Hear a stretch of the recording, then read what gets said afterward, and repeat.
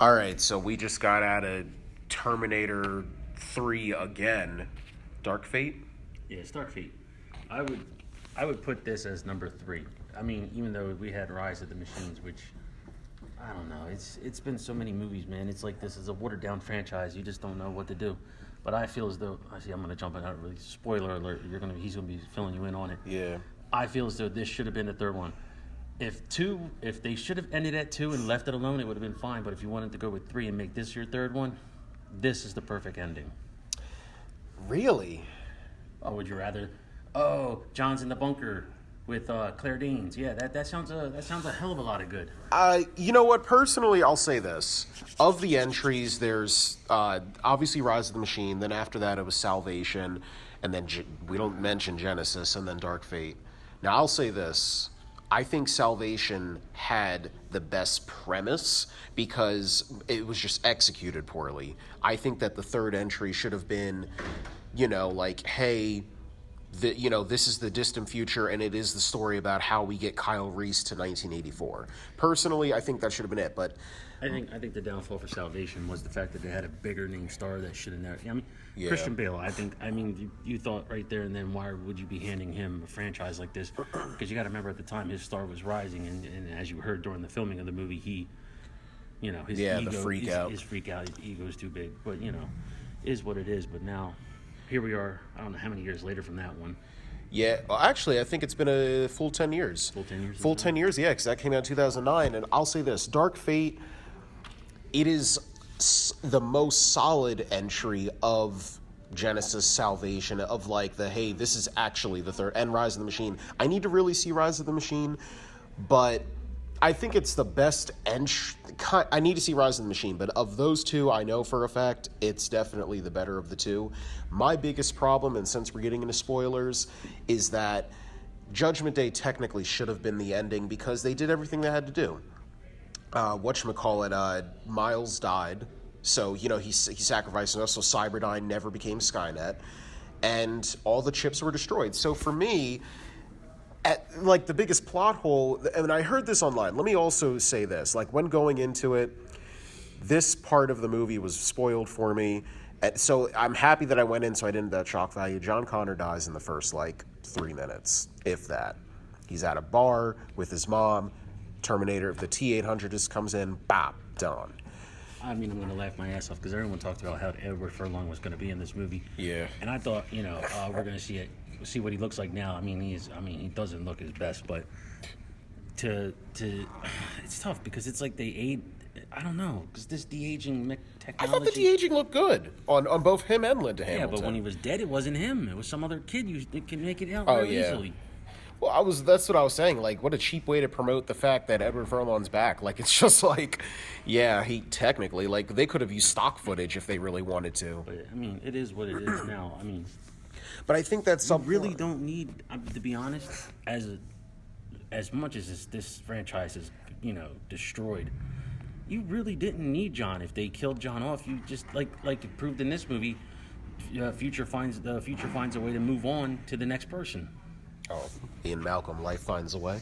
Yeah, I mean, that's my thing, though. You know what? Let me get into the pros. I like the fact that they talked about border issues. I like the fact that they had little things about how, the machines are replacing humanity and a lot of things. Because those are real-world problems. Yeah. And that was one thing that Terminator was so ahead of its time with 1 and 2 because it talks about how humanity is dying. And I thought that was a solid, something to tackle in this day and age. But they really did it briefly. I think that the best scene, hands down, is the power plant scene in the beginning. But when they get outside and they do the whole car thing, I'm like, they stole this from Rise of the Machines. That's pretty much what it is because they had. I mean, technically, if you take parts 2 and 3 and you just put them together, this is where you get Dark Fate. Yeah. This is how we got Force Awakens. Yeah, for real. It is a rehash of it. And what they did with Arnold in this, because he's back. Again, this is a negative. Honest, Carl, sorry. I just find it hard to believe that, because they tell us that what are they, T-1000s? T-800s for the T-800s, for the model. They're just robots. They don't have a conscience, nothing. So you're going to tell me how this one just evolved to have a conscience? After he didn't have missions, he also learned to grow facial hair, apparently. Which I was like, I guess. I don't know, like, that whole subplot, and then it's like, yeah, like, you're gonna tell me that you go 22 years married, like, his wife, you go 22 years, you don't realize at all that, hey, Linda Hamilton makes a good point. He doesn't sleep, he weighs 400 pounds. You don't find that weird? It's just like, go listen to your mother. Like, oh, man. And See, but then, there, like I said, there's plot holes, especially in this one, because, you know, Grace's character, who's sent back in time, just like Kyle Reese was sent back in time, just like how, you know, this is how it all is, these many fucking wormholes that you got to try and loophole all this storyline together. But the main plot hole is the fact that Grace has a tattoo on her abdomen of the coordinates to find Arnold's character, and it's not fully explained, even after he asks her who put him there. And, wouldn't it have been, yeah, like, I'm thinking, and like... she's like, didn't answer. So now you're like, okay, so... who did it? That's what you're like.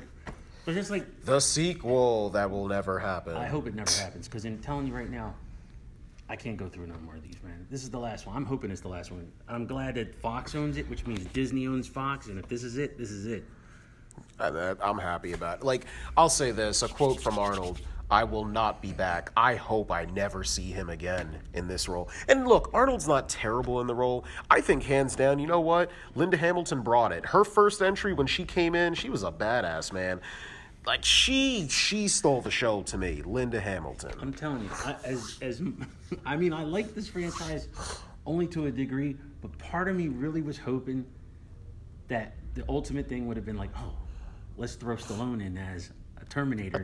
Oh boy. Just like they did in Last Action Hero. But then, you know, that's just, you know, the fan part of me wanting to see that. But, you know.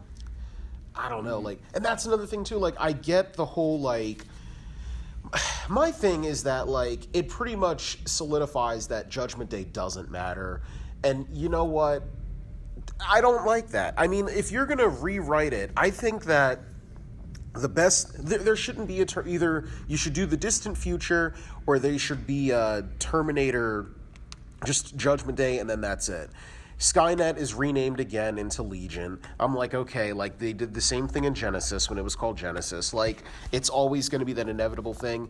And then in part 3, they have the subplot of, oh, you can postpone Judgment Day, but you can never stop it. And it's like, it's just too convoluted at this point. Like, personally, oh, and I'll say this, I was fucking bored.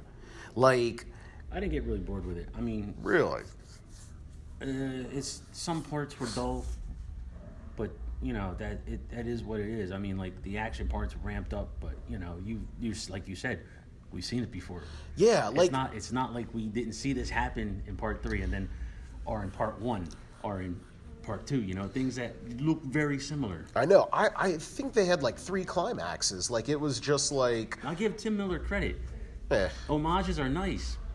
But ripping them directly? We don't need to see them all over again. Man, once they got... I went over to Bucky. I was like... It was at the part where the plane is going down. And I was just like, is this the climax of the movie? Like, what time is it? And then it's like, oh, it's like 2 o'clock at this point. And it's like, there's still another, like, 30 minutes left. I'm like, wow. And that's the thing. Like, I think if there was a showdown at the house, I would have been all about that. And then... there's not enough broken into it where it's like you're entertained with the action scenes. Like, I can't pinpoint a certain thing where it's like, and we just got out, and I may have terrible memory, but I can't pinpoint a certain thing. I think the choreograph was good, but where it's like, oh yeah, that really stood out. Like, nah, like, this isn't going to be remembered in, you know, like, it's not going to go down in history as like the best Terminator. It's not the best. Part 2 is the best. Hands down, part 2 is the best. And the thing with this one, what are they called? Revs? For the bad one. Oh, I don't even... That's the thing. They never even get into it. I think it's a cool ability that he's able to be too. We're just going to call it the T-45,000. I was going to say discount T-1000. But it's like... And when you compare the two, and I'm talking Robert Pattinson... Not Robert Pattinson. Damn, why did I think about that? Because Batman's on my brain. Okay. Robert Patrick. And this guy, who I don't even know, which we should have, you know, we're not even doing fact check. Is it worth it, though? Yeah, sometimes you never know, bro. Here I am trying to do it as fast as I can. But like I was saying, you got Robert Patrick. And you know what? I'll even say this. I think visually, I kind of like. Keep feeling these things. I like Judgment Day's effects more because they actually work. There's a thing with practical, because they blended CG. It was early CG, but it worked. And there were definitely some moments in Judgment Day where it's like I'm trying. That's the thing. Like, can this movie stand on its own two legs? Okay, here we go. And all right, you got his name. All right, as I was saying, I hate to cut Jared off, but Robert Patrick and you got Gabriel Luna. I really wasn't really, Invested in Luna's version because part 2 you were so invested in the fact that the T2000 1000. 1000. Yeah, T1000. See, this is what happens, dude, when there's 6 fucking movies in the franchise. Yeah, that's fine. But it's like his character so much more better, the ultimate bad guy, and you got this one, whose robot throws in jokes. Yeah, I was going to say, when he crashed into the shed, he's like, sorry about your shed. Like, there wasn't a threat. Like, the thing that works is that even when you start off, like, you could tell, like, they were trying to do, like, a knock of the T-1000. Oh, yeah, like, he was trying to integrate himself into it, but Judgment Day worked. I know we don't want to turn it into a gush fest of Judgment Day, but it worked because he was a cop. You knew that from the last movie, it was like your protagonist. You have Arnold, who's built, and then like the skinny one. And I'm going to go against Bucky. I'm sorry. I think the original Terminator is my personal favorite. Sorry. But part 1? I like part 1 over 2. I like part 2. That's fine. That's fair. And they're both interchangeable for like great. They're both great films, but it worked because he was a cop, and you slowly saw him as he got angrier and more like ambitious to kill John. That's when you get from he's asking the kids, hey, kids, do you know where? Because he's like, I'm a cop. I'm going to fit into character. To the point to where they're at Cyberdyne. He tells the one dude, jump out of the helicopter. Just like right there. He's just killing. Like, it works. This one, missed opportunity. I'm happy that. Body count, though, by this one. Yeah. I'll say this. The breaking into the deport or that thing was. I would say that part. Because it's like a prison, but it's not a prison, it's a deportation center. Yeah. I would say that. Him just fucking going nuts. It's killing everybody, I mean, it's a body count. I mean. But yeah, so overall, what are you going to give it? Oh, man. That's tough. 2.5. I'm going to go 2.5. 2.5? And that's being lenient because Genesis still leaves that bad taste in my mouth because it's like that one really fucked up the continuity of all the movies because it went ahead and it wiped everything from part 1 all the way to which is Salvation, which is part 4. That's another Genesis thing. I'll tell you right now, Genesis should not exist, but because I don't know who put it out, it does exist, and it really screws up the timeline. Well, this one makes it better because it makes part 3 not exist, which again. Is another plot. I'm telling you, you can't narrow it down. I'm going to give this, you know what? I was on the borderline of a 1.5. I think I'm going to give it a solid 2, and that's mainly because the positives that I think of with this are Linda Hamilton. I think, again, the action scenes are choreographed well, but there are certain beats that just are so boring in this movie. And honestly, like, I really didn't like I wouldn't even mention it. The Grace character doesn't really add anything. Like, you tell me this, the biggest plot hole. How are you going to send a hybrid Terminator back to the future? And it's like, oh, if I don't get my meds and water, I'm going to die. Like, it's just like, wow, I feel safe. Like, it's just, really? Yeah, I'm thinking. Which is very funny because at the end of the movie, she has an EMP? Something electromagnetic pulse, which is a weapon that, just fries everything electrical inside of her, which is funny because the Terminators have nuclear. I don't even know anymore. Well, that's the thing. This is so funny because what you do know doesn't exist anymore. Exactly. I thought from a jump, like, oh, they're going to introduce Arnold. He's going to, like, sacrifice himself, something like that. And he did. But I mean, like, it was going to be like, John. All 3 of them. That's another thing too. Like, the person sending the text, like, oh, I grew a conscience, and then here you go. It's like a clear as day. Like, all right, we know he's in the movie, so of course they're going to go down this route. I don't know, man. I'm gonna stick with a 2.5. I'll do 2. Only for Linda Hamilton, I will do a 2. Future John doesn't exist. He's dead. For real, just gunned him down right there. Like, yo, I just want to know, like, if we ever see him in an interview, I just want to ask Edward Furlong, like, what was it like to be on? Like, what did he do? Plus, you know, this movie is very female driven. So Yeah. it's a solid up movie for female characters, you know, to be in the lead role instead of being in the background. Other than that, Now it is what it is. Now you were mentioning something about the streaming, how like, you know, Disney, now that they own Fox, this might be the last Terminator. I hope it's the last Terminator. Yeah, All right. because technically Fox owns the Terminator series right now. Well, Disney bought Fox, so if you take a wild guess, what's probably going to go into the vault after this movie? Yeah. Terminator franchise. Which I think it should. Disney's just going to, dude, Disney's cornering the market, bro. They have everything if you think about it. Yeah.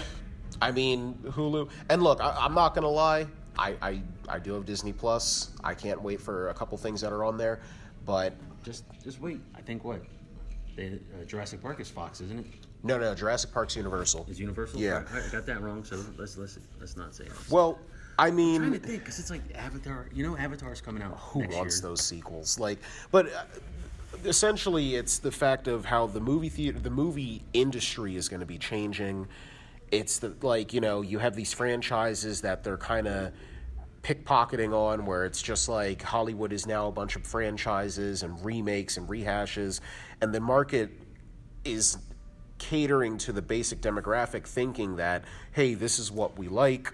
Yeah, well, like I said, what was the last movie we saw and recorded? I think it was I mean, I recall Joker, but I feel like there was one Joker. before that. There was one after that. Or after that.